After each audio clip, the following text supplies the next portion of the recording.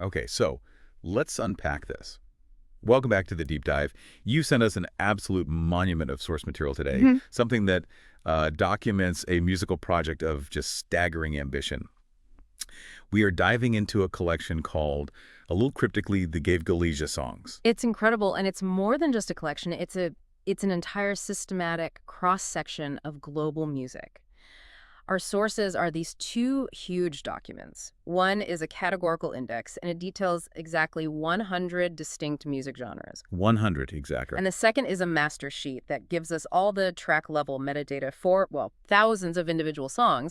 And the thing that ties it all together is this one label, CD No 50. That's the first puzzle piece right there, isn't it? We're Yeah. looking at just one specific volume, CD No 50, from what must be a vast project. So our mission for you, the learner, is to really extract the critical insights here, the logic, the constraints, and just the sheer audacity of this data set. Right. Because what immediately jumps out, I mean, even before you listen to a single note, is the scope. The scope, absolutely. The first data point that just hits you is the scale of the classification. When we analyze music, we're usually working with maybe a few dozen major categories.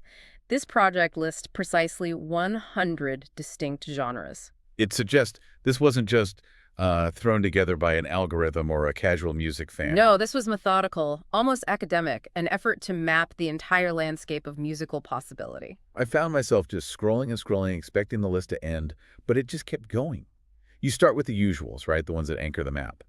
Pop, rock, hip-hop, blues, country, EDM. They're all there. All accounted for. But then you zoom in, and that's where you get that genuine aha moment. That's when you see the true intention of this thing. Exactly. They didn't just stop at what's popular or commercial. They drilled deep into historical styles that, I mean, some haven't been mainstream for generations. Maybe centuries in some cases.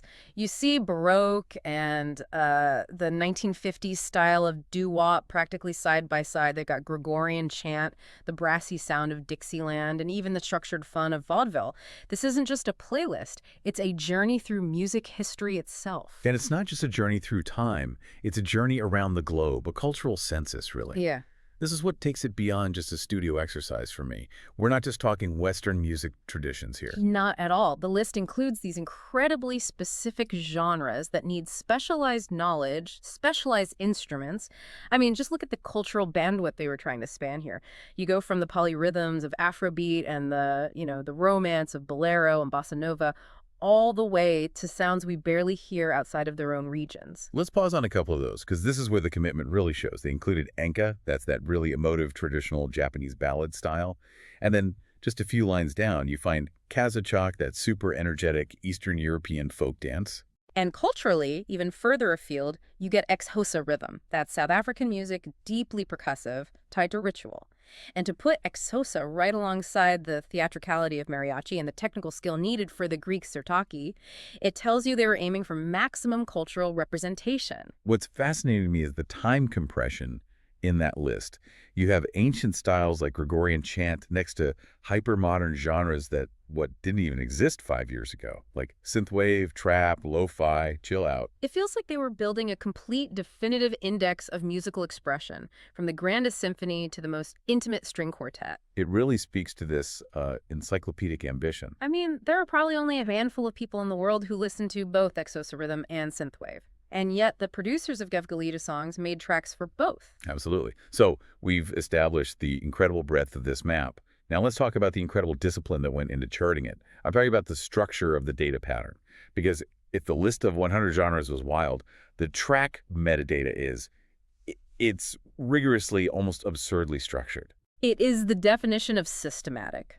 The key consistency, and you see this across the entire document, is that nearly every one of those 100 genres has exactly 10 distinct tracks. 10 versions of acapella, 10 versions of acoustic, 10 of zydeco. This isn't a casual playlist where some genres get more love because they're popular. No, it's a controlled experiment. Each genre gets equal weight with 10 separate interpretations.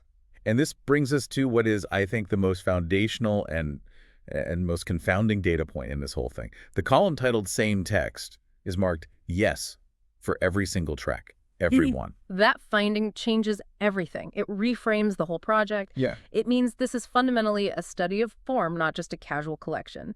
It implies that one single core piece of writing, a text, a poem, a story, was adapted 10 different times for each of the 100 genres. So So we're talking about the same story being filtered 100 different ways. That's 1,000 different musical versions of one piece of content. But if the content is fixed, why 10 versions per genre? Couldn't they have just done a male and a female version and called it a day? What were they chasing? That's the deeper layer of the structure. They were testing the limits of vocal delivery and arrangement within that fixed lyrical world. If you look at the singer classifications, they made a deliberate effort to cover every possible perspective in those 10 tracks. We see that standard split everywhere, right? Acoustic, Afrobeat, disco. Yeah. They'll have tracks listed as male, female, or duet. Right. But the other versions, tracks 4 through 10, that's where they get creative with male group, female group, or even just instrumental takes. And the adaptation process seems to really respect the genre's own rules. Exactly. Look at the liturgical and classical styles, genres like Acapella, Christian, classical gospel, Gregorian chant, orchestral. They frequently use the choir classification. Well, you have to. You need a choir for proper Gregorian chant.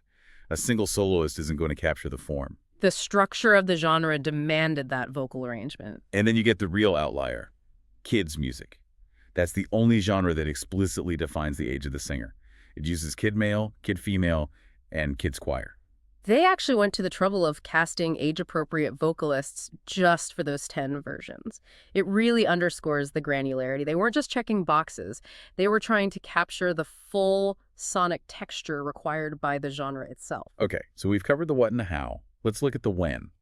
Because if you connect this staggering organizational structure to the timeline of when this was all created, it raises some serious questions about the intensity of this project. It certainly does. Examining the creation dates reveals something, well, astonishing. The entire documented project was basically done in this short, hyper-intense burst. We see everything concentrated heavily in October, November, and December of 2025, and then it spills into the first week of January 2026. Just a few months. A systematic sprint, delivering potentially over 1,000 tracks in just 3 or 4 months. That's an insane production cadence. It just completely strips away any idea of, leisurely artistic creation. This sounds like a massive studio operation, almost an industrial approach to making music. Think about the logistics. You need musicians who can flawlessly jump between completely different musical styles, maybe in the same day. Imagine coordinating a Baroque ensemble on a Tuesday and a full Dixieland jazz band on a Wednesday. And we could see that rapid-fire production right in the data. Look at the blues tracks. Most were recorded across 2 days, November 4th and November 6th, 2025. 10 tracks in 48 hours. But then you see entire genres created almost instantaneously. The clustering is extreme. All 10 Baroque tracks were created on a single day, December 30th, 2025. All 10 Dixieland tracks. A few days later, on January 5th, 2026. The 10 Enka tracks were all done on January 7th, 2026. Hold on. So, if Baroque and Dixieland II styles, separated by centuries of musical theory and instruments, were finished just days apart, are we suggesting the same team was shifting between 18th century counterpoint and 1920s jazz in, 72 hours? That kind of intensity points to one of two things. Either they had an unbelievably deep roster of specialized musicians on call, ready to go instantly, or this process relied heavily on some very advanced systematic composition tools, maybe a form of AI training or an engine that could generate genre-specific arrangements on the fly. Either way, it paints a picture of intense, systematic work, a production line running at maximum capacity, all driven by a very short deadline, probably the end of 2025. Right. It emphasizes this was a focused experiment running against a clock, testing the adaptability of that one single narrative across all these musical forms in the shortest time possible. Let's shift now to the puzzle of track duration. Because the genre didn't just influence the instruments and vocals, it absolutely dictated how long the song needed to be, even with the same text yes rule. This is where the fixed text meets musical physics. That's a perfect way to put it. If the lyrics are the same, why is one version 2 minutes long and another is 7? The answer is in the genre's DNA. The structure of the genre is the boss here. And you see very short average durations with styles that are designed to be concise or rhythmic.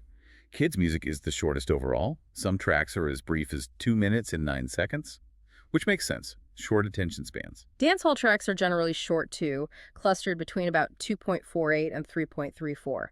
And rhythmic, traditional dance forms like polka and yodeling follow that pattern, mostly under 4 minutes. Those styles have defined structures for dancing. They don't need a long, extended bridge. But on the other side of the coin, you have genres known for being expansive, for building atmosphere, or for improvisation, and they naturally contain the longest tracks in the whole collection. Blues, fittingly, has the longest single track we found, at 7 minutes and 48 seconds, with multiple tracks over 6 minutes. And why? Because the blues form demands space for instrumental solos, for emotional improvisation. It stretches the structure way beyond the basic lyrics. We see that same principle in the electronic genres, too. Trance has tracks stretching up to 7.24. Techno similar, up to 6.52. Even grunge, which often leans into these big, dramatic soundscapes, has several tracks pushing past 6 minutes. So what we learned from the duration data is that even inside this super disciplined 10-track format, the inherent performance rules of the genre, whether it needs a quick dance beat or a long improvised jam, ultimately dictate the running time. It's the ultimate proof that the form defines the content, not the other way around. That's a powerful conclusion. So to recap this deep dive into CD Gnome 50 of the Gevgelija songs, what we have is a highly systematized project, exactly 100 distinct global genres, rigorously structured with 10 tracks each, all sharing the same foundational text. And critically, this massive library of 1,000 tracks was produced in a remarkably compressed time frame. And what's so fascinating is the depth they achieved through that categorization. How thoroughly the creator explored the adaptability of a single concept across the entire landscape of global music. They didn't just dabble.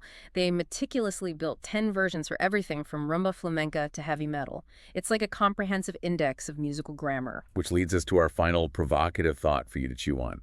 Given that every single song in this library used the exact same base text, what unexpected unifying human insight might emerge when one single story is told through the rhythmic, historical, and structural lenses of 100 completely different musical traditions? Does that fixed narrative start to change its meaning? Does it feel different if it's delivered as a 2-minute polka versus a 7-minute grunge epic? What does that tell us about the universal language of music, and what meaning do we impose on it through rhythm and structure alone?